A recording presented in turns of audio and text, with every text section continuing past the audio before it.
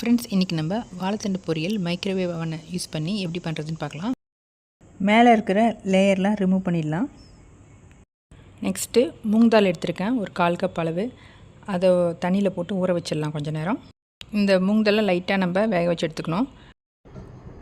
அதுக்கப்புறம் வாழைத்தண்டை நாரெலாம் எடுத்துகிட்டு நல்லா குட்டி குட்டியாக கட் பண்ணி வச்சுக்கலாம்.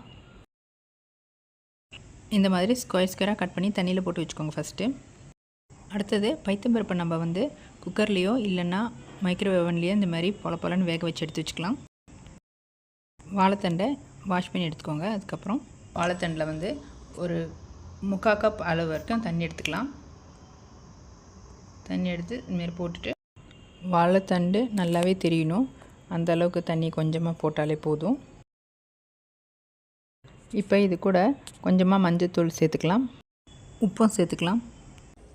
நல்லா மிக்ஸ் பண்ணிக்கலாம். எப்போதுமே மைக்ரோவேவ் பவுலை யூஸ் பண்ணுங்கள், வேறு எதாவது பவுல்லாம் வச்சிடாதீங்க. உள்ள சென்டராக பார்த்து வச்சிடலாம்.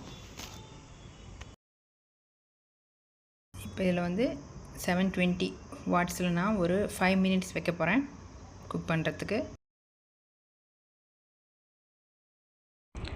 நல்லா ஃபாஸ்ட்டாக குக் பண்ணிடலாம். பார்த்திங்கன்னா 90% அளவே குக் ஆகிடும். இப்போ பார்க்கலாம் எப்படி வந்திருக்குன்னு. உங்களுக்கு வேணும்னா இந்த ஸ்டேஜில் எடுத்துக்கோங்க. பாருங்கள், குக் ஆகிடுச்சு. பட் நான் பைத்தம்பருப்பு கலக்கிறதுனால நான் இன்னொரு 2 மினிட்ஸ் வைக்கலான்னு பார்க்குறேன். சரி, இந்த தண்ணியெல்லாம் நீங்கள் வடிகட்டி எடுத்துடலாம். சாம்பாருக்கு அந்தமாரி வேறு எதாவது டிஷ்ஷுக்கு யூஸ் பண்ணிக்கலாம். ஒரு 1/4 கிலோ அளவு வாழைத்தண்டு நான் இதில் யூஸ் பண்ணியிருப்பேன். தண்ணியெலாம் வடிகட்டிட்டு இப்போ கொஞ்சமாக தான் தண்ணி இருக்கும், ஸோ அதை எடுத்துருங்க. இப்போ பைத்தம்பருப்பு வேக வச்ச பைத்தம்பருப்பு கலந்துக்கலாம். இதில் கலந்துட்டு தாளித்து கொட்டிடலாம். பச்சை மிளகா, கடுகு, உளுத்தம்பருப்பு, தேங்காவையும் போட்டுடலாம். தேங்காய் துருவினது அதையும் போட்டு நல்லா மிக்ஸ் பண்ணிக்கோங்க. இந்த டேஸ்ட் கொஞ்சம் ஏறணுன்றதுக்காக 2 மினிட்ஸ் வைக்கலாம், ஏன்னா அது ஆல்ரெடி குக் ஆகி தான் இருக்குது. ஸோ இப்போ நம்ம அதை வச்சிடலாம். 900 வாட்ஸில் ஒரு 2 மினிட்ஸ் குக் பண்ணி விட்டுருங்க.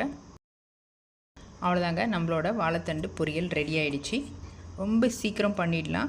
எலசான வாழைத்தண்டாக இருந்தால் இந்த டைம் ஓகேவாகும். கொஞ்சம் முத்துனா தான் இதோட கொஞ்சம் டைம் எடுக்கும், அதை பார்த்துக்கோங்க. அவ்வளோதாங்க, நல்லா சுவையான வாழைத்தண்டு பொரியல் ரெடி. என் சேனலை சப்ஸ்கிரைப் பண்ணாதவங்க சப்ஸ்கிரைப் பண்ணுங்கள், மறந்துடுறீங்க ப்ளீஸ். அதேமாரி இந்த டிஷ்ஷை போதுமான அளவு ஷேர் பண்ணுங்கள் உங்களுக்கு தெரிஞ்சவங்களுக்கு. லைக் பண்ணுங்கள், ஷேர் பண்ணுங்கள் இந்த ரெசிப்பியை. சப்ஸ்கிரைப் பண்ணாதவங்க சப்ஸ்கிரைப் பண்ணுங்கள். தேங்க்யூ.